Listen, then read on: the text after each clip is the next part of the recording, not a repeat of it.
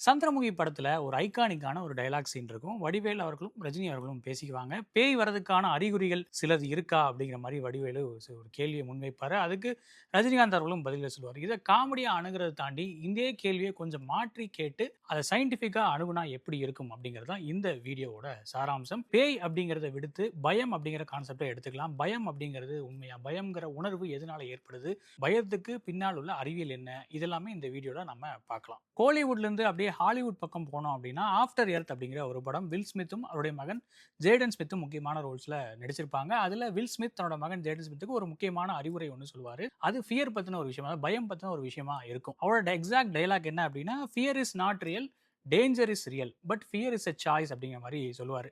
அதாவது ஒரு இடத்துல ஆபத்து இருக்கு அப்படிங்கிறது நிஜம். பட் அங்க வந்து பயம் தேவையா அப்படிங்கிறது சாய்ஸ் தான். அது நம்மளோட சாய்ஸ் தான் அப்படிங்கிற மாரி ஒரு அறிவுரை வந்து அவரு சொல்லுவாரு. இன்னும் ரிலேட்டபிளான ஒரு எக்ஸாம்பிள் நம்ம ரியல் லைஃப்ல இருந்தே சொல்லணும் அப்படின்னா, நைட் 1 மணி இருக்கும். எதார்த்தமா நீங்க வந்து தூங்கிட்டு இருக்கீங்க. திடீர்னு வந்து உங்களுக்கு ரெஸ்ட் ரூம் யூஸ் பண்ணணும்னு இருக்கும். இல்ல வந்து கிச்சன்ல போய் தண்ணி எடுத்து குடிக்கணும் அப்படிங்கிற உணர்வு இருக்கும். இத பண்ணிட்டு நீங்க திரும்பி வரப்போ, திடீர்னு உங்களுக்கு வந்து உங்க முதுகு தண்டுல ஒரு சிலிட வைக்கும் ஒரு உணர்வு ஏற்படும். அந்த உணர்வுக்கு காரணம் என்ன அப்படின்னு யோசிச்சோம்னா, வீடு ஃபுல்லா இருட்டா இருக்கு, அமைதியா இருக்கு அப்படிங்கிறப்போ, ஒரு ஆபத்து இருக்கோ அப்படிங்கிற உணர்வ உங்க மூளை வந்து அப்படியே ஸ்விட்ச் ஆன் பண்ண மாரி ஒரு அந்த உணர்வ வந்து கொண்டு வருது. இப்போ அந்த இடத்துல நீங்க உடனே என்ன பண்ணுவீங்க?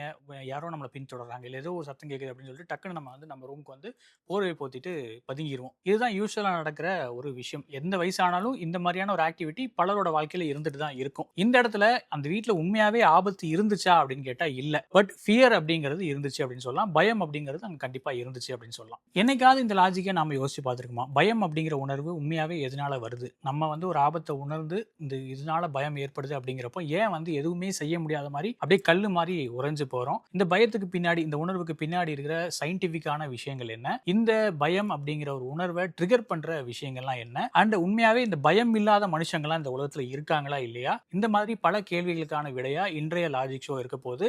வாங்க வீடியோக்குள்ள போலாம்.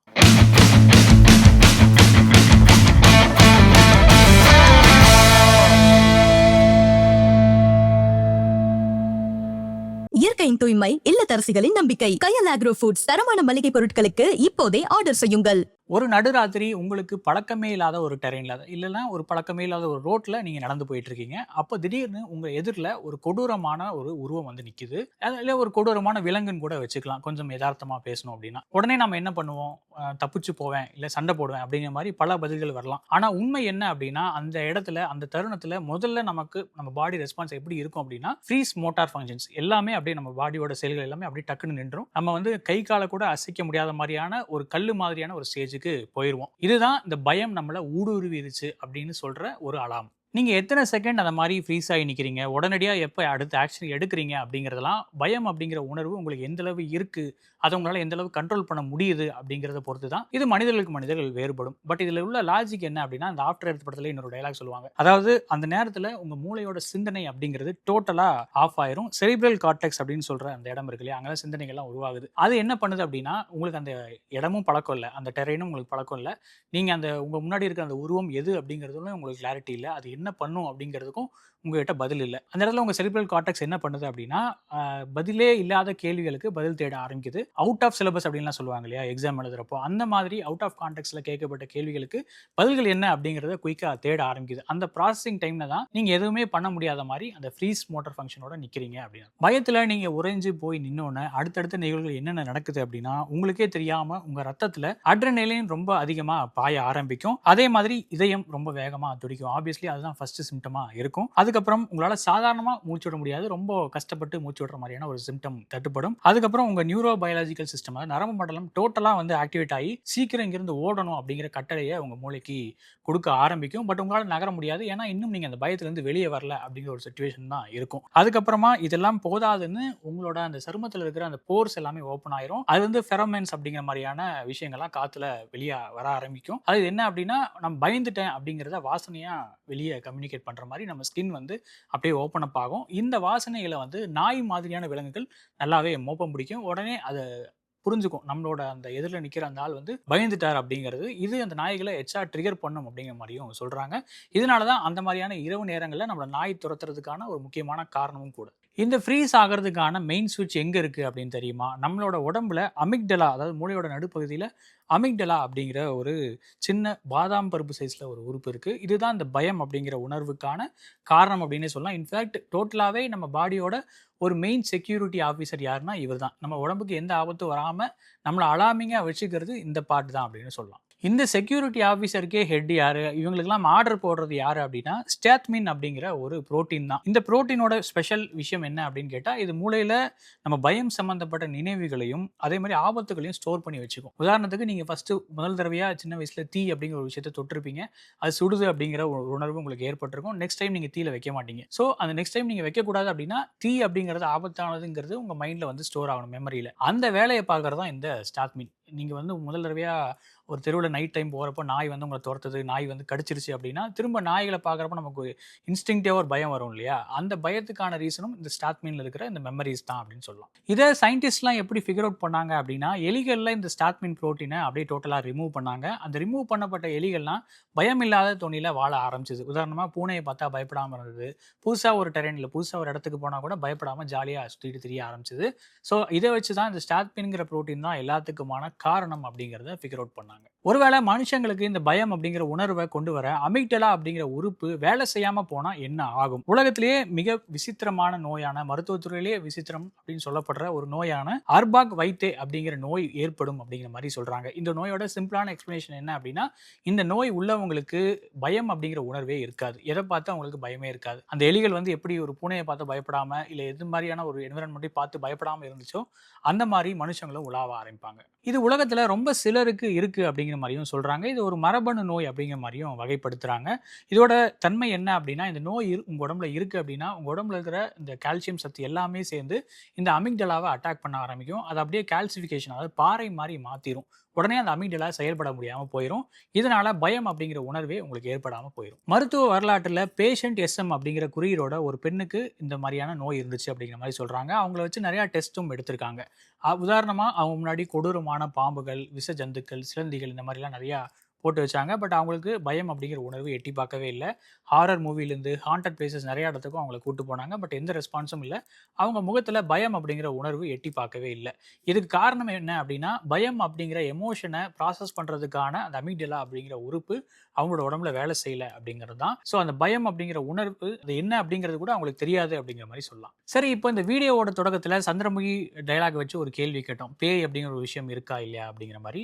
அந்த கேள்விக்கு திரும்ப வருவோம். இந்த பேய் பயம் அப்படிங்கிறது எதனால வருது அப்படிங்கிற மாதிரி பார்த்தோம் அப்படின்னா, நம்ம முன்னோர்கள் காலத்திலிருந்தே நம்ம குகையில வாழ்ந்த மனிதர்கள் அப்போ இருட்டு அப்படிங்கிற ஒரு விஷயத்துல நமக்கு நிறைய ஆபத்துகள் ஏற்படும் அப்படிங்கிறது டிஎன்ஏல, நம்ம டிஎன்ஏலயே நமக்கு தெரியாம நிறைய ஸ்டோர் ஆயிருக்கிற ஒரு விஷயம், ஒரு அறிவு அப்படின்னு கூட சொல்லலாம். ஸோ அதனால தான் நீங்க எங்க இருட்டை பார்த்தாலும் அது உங்களுக்கு ஆபத்து அப்படிங்கிறத ட்ரிகர் பண்றதுக்காக உங்க மனதளவுல கற்பனையா கொடுக்கப்படுற உருவம் தான் இந்த பேய் அப்படிங்கிற மாதிரி பல அறிவியலாளர்கள் சொல்றாங்க. நிறைய ஹாலிவுட் படங்கள்ல கூட இதை பத்தி நிறைய பேசியிருக்காங்க. உதாரணத்துக்கு கோஸ்ட் ஃப்ரீக்வன்சி அப்படிங்கிற மாதிரி ஒரு விஷயத்த சொல்றாங்க. அது வந்து 19 ஹெர்ட்ஸ் அப்படிங்கிற மாதிரி ஒரு நம்பரையும் நமக்கு சொல்றாங்க. இந்த கோஸ்ட் ஃப்ரீக்வன்சி அப்படிங்கிறது எங்கேருந்து வருது அப்படின்னு பார்த்தா, விக் டாண்டி அப்படிங்கிறவர் கோஸ்ட் இன் த மிஷின் அப்படிங்கிற மாதிரி ஒரு ஆய்வை நடத்தியிருந்தாரு. அதாவது என்ன நடக்குது அப்படின்னா, அந்த அபேண்டன்ட் பிளேசஸ் அந்த மாதிரியான விஷயங்களா இருக்கட்டும், இல்ல பழுதடைந்த எக்யூப்மெண்ட்ஸ், ஏசி ஃபேன்லேருந்து பல விஷயங்கள் இருக்கு இல்லையா? இது எல்லாத்துலயுமே ஒரு சின்ன பிரச்சனை இருக்கு. அது காற்று அது கூட உராயும் போதோ, இல்ல மற்ற எக்ஸ்டர்னல் ஃபேக்டர்ஸ் அத அஃபெக்ட் பண்ணும்போதோ, அது ஆட்டோமேட்டிக்கா ஒரு சவுண்ட ஜெனரேட் பண்ண ஆரம்பிக்கும். அது வந்து எப்படி இருக்கும்னா, ஒரு இன்ஃப்ராசோனிக் சவுண்ட். அதாவது நம்மளோட காதுகளுக்கு அது கேட்காது. கிட்டத்தட்ட 18.98 ஹெர்ட்ஸ் அப்படிங்கிற மாரி அந்த விகிதத்துல அதோட சவுண்ட் இருக்கும். கிட்டத்தட்ட 19 ஹெர்ட்ஸ் அப்படிங்கிற மாரி சொல்லலாம். ஸோ இந்த சவுண்ட் நமக்கு வந்து கேட்காது.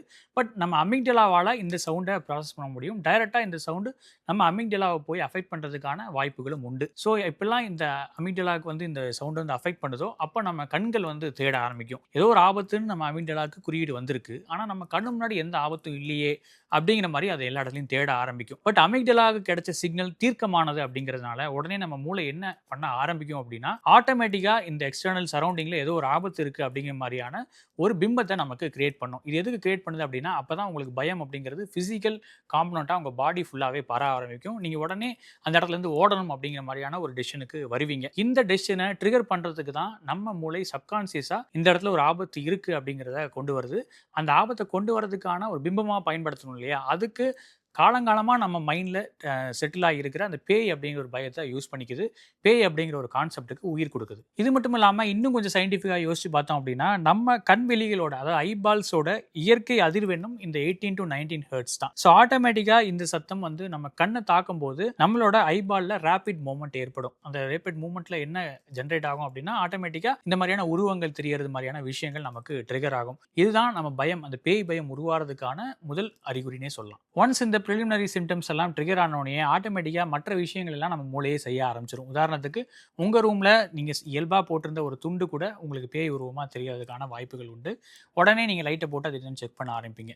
இது எல்லாமே இந்த பேய் பயம்லேருந்து பல விஷயங்கள் எல்லாமே உங்களை காப்பாற்றுறதுக்காக உங்கள் மூளை எடுக்கக்கூடிய ஒரு முன்னெச்சரிக்கை நடவடிக்கை தான் அப்படின்னு சொல்லலாம். அடுத்ததாக இதே வீடியோவில் அந்த ஆஃப்டர் எர்த் அப்படிங்கிற ஒரு படத்தை பற்றி பேசணும் இல்லையா, திரும்ப அந்த படத்துக்குள்ளேயே போவோம். அதில் வில் ஸ்மித் இன்னொரு டைலாகும் சொல்கிறாரு. அதாவது ஃபியர், அதாவது only place that fear can exist is in our thoughts of the future அப்படிங்கிற மாதிரி சொல்கிறாரு. அதாவது உண்மையிலே பயம் அப்படிங்கிறது ஒரு பொருளோ உயிரினமோ கிடையாது. அது நம்ம எதிர்காலத்தில் என்ன நடக்க போகுதோ அப்படிங்கிற ஒரு அச்சம். அதாவது எதிர்காலங்கிறது இங்கே நாளையாக இருக்கலாம், அடுத்த நொடியாக இருக்கலாம், எந்த வேணா இருக்கலாம். அடுத்த நொடி இந்த இருட்டிலிருந்து நம்மளை ஏதாவது வந்து தாக்கிருமோ அப்படிங்கிறது நினைக்கிறது தான் இந்த பயம் அப்படிங்கிற மாதிரி அவர் சொல்கிறாரு. அதே சமயம் இதில் நம்ம தெரிஞ்சுக்க வேண்டிய ஒரு விஷயம் என்ன அப்படின்னா, ஆபத்து, அதாவது டேஞ்சர் அப்படிங்கிறது நிஜம்தான். ஒரு பாழடைஞ்ச கட்டடம் இருக்குது, அது எப்போ வேணால் இடிஞ்சு விழுகும் அப்படிங்கிறது ஒரு நிதர்சனமான விஷயம். அது டேஞ்சர். பட் அந்த பாழடைஞ்ச கட்டடத்துக்குள்ள பேய் இருக்கு அப்படின்னு நினைக்கிறது தான் ஃபியர், பயம். அதாவது எதிர்காலத்தை பற்றின ஒரு மாயை அப்படிங்கிற மாதிரி சொல்லலாம். ஒருவேளை டைரக்டாகவே உங்கள் மூளை வந்து அந்த கட்டடத்துக்குள்ளே போகாத, அது எப்போ வேணால் இடிஞ்சு விழுகும் அப்படின்னு சொன்னால் நம்ம கேட்க மாட்டோம். அதாவது நம்ம மூளையோட இன்னொரு பகுதியை ஆர்கியூமெண்ட் செஞ்சு நம்ம போய் தான் பார்ப்போமே அப்படிங்கிற ஒரு எண்ணத்தை விதைச்சிரும். அப்படிங்கிறதுனால இந்த அமிக்டலா என்ன வேலையை பார்க்குது அப்படின்னா, அந்த பாழடைஞ்ச பில்டிங்குள்ளே பேய் இருக்குது அப்படிங்கிற ஒரு விஷயத்த சொல்லுது. உடனே நமக்கு புலப்படாத இல்லை நம்மளால் கிரகிச்சிக்க முடியாத ஒரு விஷயத்த கேள்விப்பட்டதும் நம்ம என்ன நினைப்போம், அவங்க போயிட வேண்டாம், அது வந்து உண்மையாகவே அங்கே ஏதோ ஆபத்து இருக்குது, நம்ம போக வேண்டாம் அப்படிங்கிற ஒரு முடிவுக்கு வருவோம்.